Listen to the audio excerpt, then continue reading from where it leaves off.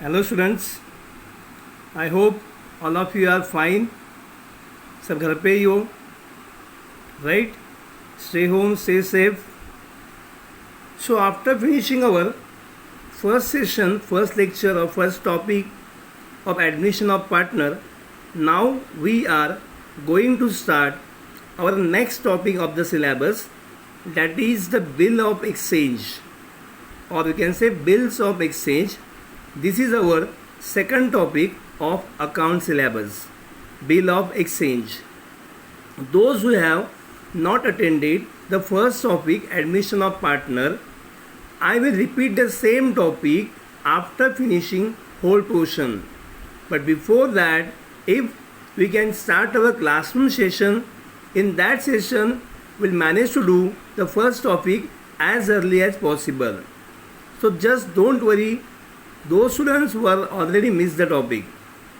Okay, now this is another topic, other topic which we are going to learn. Name is bill of exchange. Okay, so now in bill of exchange, what is exactly happening? I will clear what is the basic of bill of exchange, and then after clearing all the basic things, we'll go straight away to the questions part. Now here is the thing, यहाँ पे mostly focus on journal entries पे है. यहाँ पे हमें journal entries solve करनी है और लेजर का बहुत कम पार्ट यहाँ पे है. यहाँ कोई बड़े बड़े अकाउंट नहीं बनाने हैं जैसे हमने एडमिशन ऑफ पार्टनर्स पे बनाए थे. यहाँ पे ऑलमोस्ट पार्ट और you can say 95% part is all depend on journal entries. That is the latter part. First of all we have to see what is the basic of bill of exchange, how it is generated. Okay, so for that be with me, I will explain you what is the bill of exchange. Okay, now see here what is happening. We always say that two persons are there, two traders are there. Mr. A is the first person, first trader, and Mr. B is the second trader.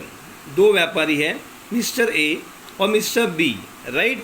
ये दो व्यापारी हैं. अब क्या हुआ, mister A ने mister B को goods sold किया. किसने? मिस्टर ए ने मिस्टर बी को क्या सोल्ड किया? गुड्स सोल्ड किया of ₹10,000. So mister A has done his part. इसने गुड्स बेचा मिस्टर बी को of ₹10,000. Now it's Mr. B duty to pay him ₹10,000 in return of goods purchase. जो goods purchase किया mister B ने mister ए के पास से, उसके बदले मिस्टर बी को मिस्टर ए को ₹10,000 वापस करना था. बट हुआ क्या, मिस्टर बी ने कहा कि देख भाई मेरे पास ना now only 4,000 is there. So he has paid cash of ₹4,000. Mister B ने मिस्टर ए को कैश पे किया 4,000. उसके पास उस वक्त उतना ही अमाउंट था. सो ये रिक्वेस्ट है मिस्टर ए कि देख हम बहुत सालों से बिजनेस कर रहे हैं, तो इस नाते तो मुझे कंसिडर करना कि अभी मेरे पास 4,000 ही कैश है, बाकी बचा मैं कुछ महीनों के बाद दे दूँगा. When I will get cash I will pay to you. Just don't worry about my cash, about my dues. कोई चिंता मत करना. मिस्टर ए ने कहा चलो ठीक है, ये हमारी पुरानी रिलेशंस हैं, हम बहुत सालों से बिजनेस कर रहे हैं, so we can consider mister B for payment, for remaining payment. तो मिस्टर ए ने कहा चलो ठीक है बाद में पे करना, बट फॉर जो पेमेंट बचा है, बैलेंस बचा है, उसके लिए हम क्या करते हैं, तू ना कागज़ पे मुझे लिख के दे कि मैं तुझे मेरे कागज़ पे लिख के दे मुझे कि मिस्टर बी मिस्टर ए को पेमेंट करने वाला है 6,000. ये मुझे कागज़ पे लिख के दे. ऐसा मिस्टर ए ने एडवाइस किया मिस्टर बी को.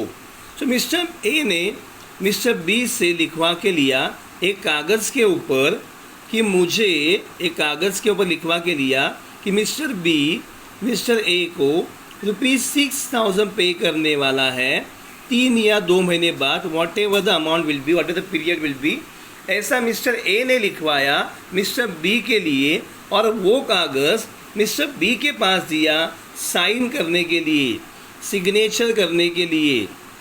क्योंकि जब तक वहाँ पे सिग्नेचर नहीं होती है तब तक उस कागज़ के टुकड़े को कुछ वैल्यू नहीं है। ऐसे कोई भी लिखने के लिए कुछ भी लिख सकता है। मैं यहाँ पे लिख दूंगा कागज़ के ऊपर कि मुझे मिस्टर बने से 1 लाख रुपया आने वाला है, तो क्या मुझे मिस्टर बने 1 लाख देगा क्या? मुझको नहीं दे सकता है। तो कागज़ पे कुछ भी हम लिख सकते हैं, बट उस कागज़ को वैल्यू तभी आएगी जब हम उसके ऊपर मिस्टर बने का साइन लेंगे। कि मैंने लिख दिया यहाँ पे कि मुझे मिस्टर बने मुझे 1 लाख पे करने वाला है और नीचे साइन दिया मिस्टर बने का, राइट। मिस्टर सोहम बने, हम सब जानते हैं उसको, बहुत फेमस बच्चा है अपने यहाँ पे। तो मिस्टर बने से लिखवा के लिए हमने कि 1 लाख रुपया हमको आना वाला, पे करने वाला है मिस्टर बने 1 लाख रुपया, ये लिखवा के लिए मुझे साइन भी दिया मिस्टर बने का। तो अभी इस कागज़ के टुकड़े को वैल्यू हुआ। तो जब तक साइन नहीं आता है मिस्टर बने का तब तक उसे वैल्यू नहीं आती है, राइट। तो यहाँ पे भी साइन को बहुत वैल्यू है। तो मिस्टर ए ने सेम वो कागज़ का टुकड़ा मिस्टर बी को दिया साइन करवाने के लिए। अब ये साइन करवाना मतलब यहाँ पे एक्सेप्ट करने जैसा होता है। तो ये एक्सेप्टेड, ये कागज़ का टुकड़ा जो है उस जो एग्रीमेंट है ये एक्सेप्ट किया मिस्टर बी ने, साइन करके दिया और ये साइन किया हुआ पेपर वापस दिया मिस्टर ए के पास। अब ये पेपर जो था ये किसने बनवाया था? मिस्टर ए ने। अब ये बनवाना मतलब क्या करना? तो ये ड्रॉ करना, जो उसे लिखा ना उसे अकाउंटिंग लैंग्वेज में कहते हैं ड्रॉ करना। तो ये जो बिल था जो डॉक्यूमेंट था ये लिखाया मतलब ड्रॉ किसने किया? मिस्टर ए ने किया। किसके ऊपर ड्रॉ किया? मिस्टर बी के ऊपर किया।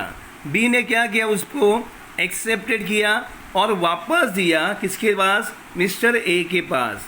तो यहाँ पे जो बंदा बिल ड्रॉ कर रहा है उस बंदे को हम कहते हैं, ड्रॉ करने वाले बंदे को हम कहते हैं drawer. Drawer is the person from drawer is a person who draws the bill. जो बिल ड्रॉ करता है उसे ड्रॉवर कहते हैं और जिस पे ड्रॉ किया उसे ड्रॉई कहते हैं। ड्रॉई is the person who accepted the bill. Drawer is the person who draws the bill and ड्रॉई is the person who accepted the bill. तो यहाँ पे हमें 2 पर्सन मिले, एक ड्रॉवर और दूसरा कौन सा? ड्रॉई। ड्रॉवर मतलब बिल ड्रॉ करने वाला और ड्रॉई मतलब बिल एक्सेप्ट करने वाला। तो यहाँ पे हमें बिल ऑफ एक्सचेंज में ऑलवेज 2 पर्सन बहुत इम्पॉर्टेंट है, एक है ड्रॉवर और दूसरा कौन है? ड्रॉई। अब ये जो कागज़ का टुकड़ा था जो ड्रॉ किया ड्रॉवर ने, ये कागज़ के टुकड़े को ही हम क्या कहते हैं? Bill of exchange. ये जो पेपर बना हुआ है इस पे लिखा हुआ है कि मिस्टर बी मिस्टर ए को 3 या 2 महीने बाद जो उनके बीच में हुआ होगा 6000 रुपीज़ देने वाला है और जिसके ऊपर साइन है ड्रॉई का, उस कागज़ के टुकड़े को ही कहते हैं बिल ऑफ एक्सचेंज। तो bill of exchange is always made between drawer and drawee. इन दोनों के बीच में होता है। किसके बीच में? ड्रॉवर एंड ड्रॉई के बीच में क्या होता है? Bill of exchange. तो पूरे सिस्टम को हम लोग फिर से एक बार समझ लेते हैं। यहाँ क्या हुआ था? मिस्टर ए ने मिस्टर बी को गुड्स सोल्ड किया, कितने का? 10,000 का। फिर मिस्टर बी ने क्या किया? इन रिटर्न उसके पास पूरा कैश नहीं था तो उसने सिर्फ 4,000 पे किया। तो जो पूरा पेमेंट नहीं किया है, थोड़ा ही पे किया है, उससे हम कह सकते हैं this is a part payment. ये पूरा पेमेंट नहीं था तो ये क्या था? पार्ट पेमेंट था। अब ये पार्ट पेमेंट सिर्फ 4,000 का था, बाकी 6,000 रुपया आना बाकी था। तो मिस्टर बी ने मिस्टर ए को रिक्वेस्ट किया कि देख भाई मेरे पास अभी पैसा नहीं है but I can pay you some month letter.